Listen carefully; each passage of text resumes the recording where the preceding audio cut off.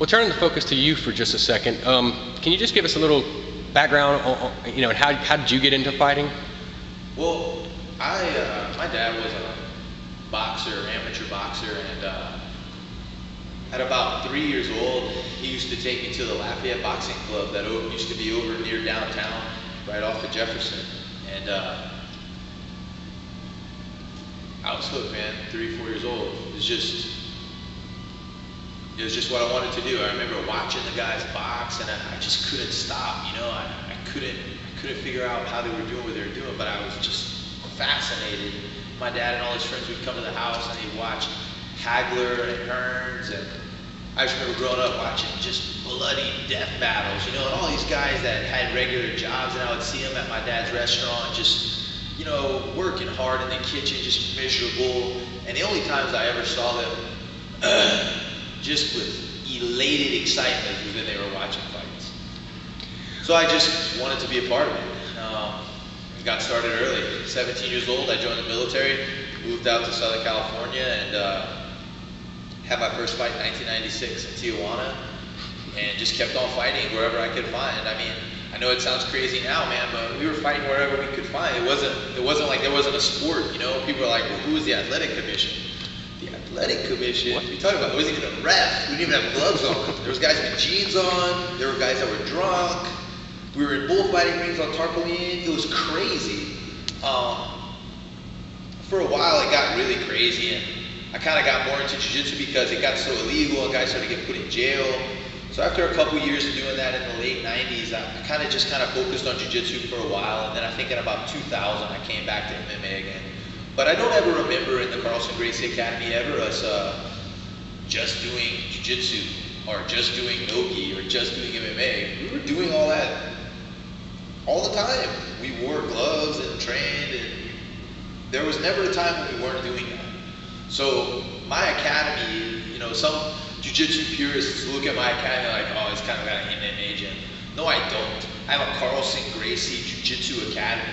This academy is the same as the Carlson Gracie academies of old. We do gi in here, but we do no gi in here. We wrestle, but we box. And yes, we will do jiu-jitsu with you, but we will punch you in the face too. That is the way the Carlson Gracie academies have always been, and that is the way our academy is.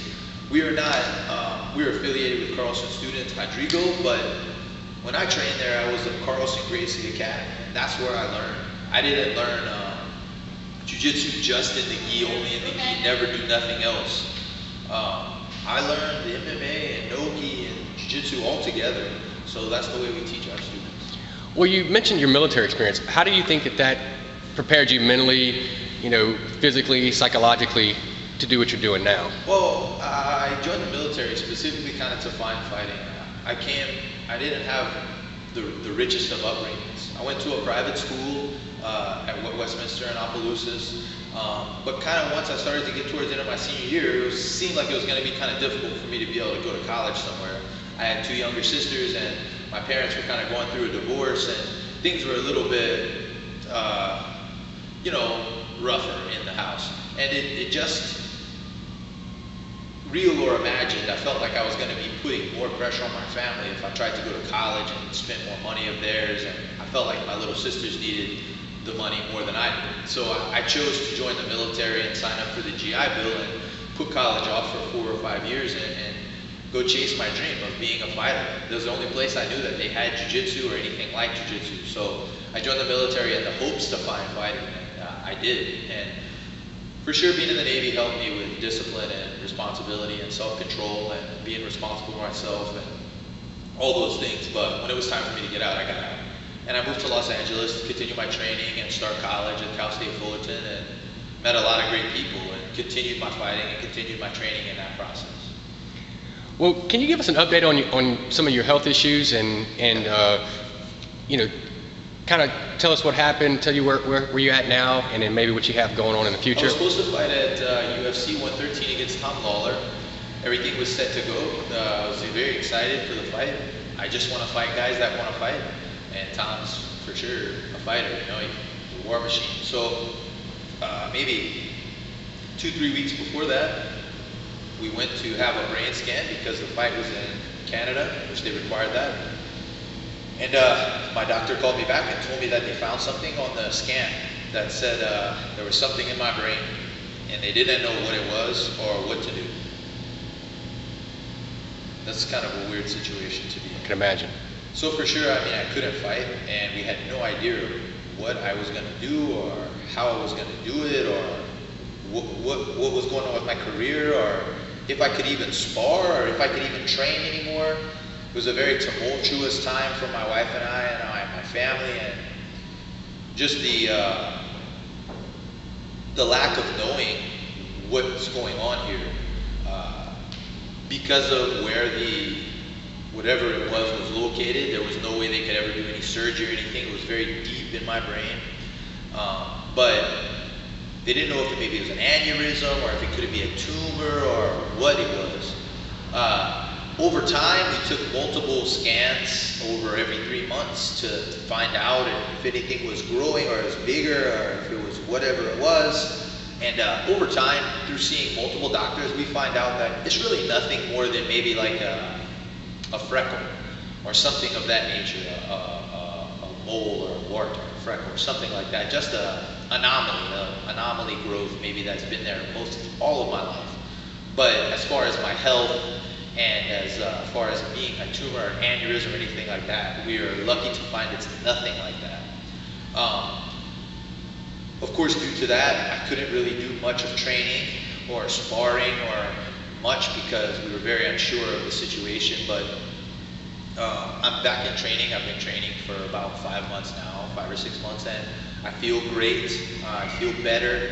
My wife is expecting a baby in the next 2 or 3 weeks, which I'm absolutely terrified about, being a father.